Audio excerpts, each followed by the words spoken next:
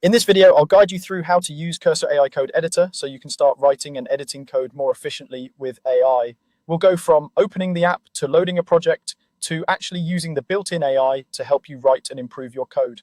First, go ahead and open Cursor on your computer and sign in. When you launch Cursor, you'll typically see a welcome screen or the last project you were working on. If you're not signed in yet, you'll be prompted to log in or create an account.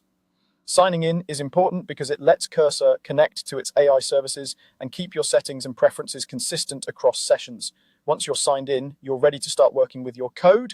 Next, you'll want to open a project folder. This is how Cursor knows which files belong together and what code base you're working on. At the top of the window, go to the File menu, then choose Open Folder. A file browser will appear, letting you navigate through your system. Select the folder that contains your project files, such as your app, website, or script, and confirm.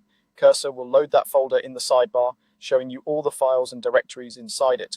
Working with a project folder instead of individual files helps the AI understand the broader context of your code. That means when you later ask it to generate or edit code, it can take into account other files, dependencies, and the overall structure of your project. Once your folder is open, the next step is to open or create a code file. In the sidebar, click on an existing file like a JavaScript, Python, or HTML file to open it in the main editor. If you need a new file, you can create one directly in the project. Use the File menu to create a new file, or right-click in the project sidebar and choose the option to add a new file. Give it a clear name with the correct file extension, then open it in the editor. With a code file open in the main editing area, you're ready to use Cursor's AI features. This is where things get powerful. To ask the AI to generate or edit code, use the keyboard shortcut Command+K on a Mac or Control+K on Windows and Linux. Pressing this shortcut opens the AI prompt interface.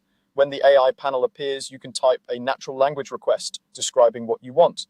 For example, you might say that you want a function to validate a form, optimize a slow loop, or add error handling to an API call. You can also highlight a specific section of code before pressing the shortcut if you want the AI to focus on just that part. This is especially useful when you want to refactor or improve something that's already written. After you enter your request, let the AI generate its suggestion.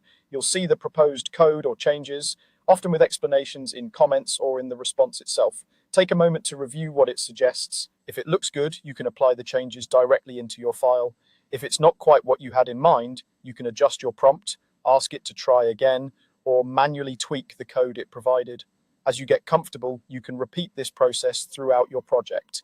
Open the relevant file, select the area you want help with, press Command or Control+K, and describe what you need.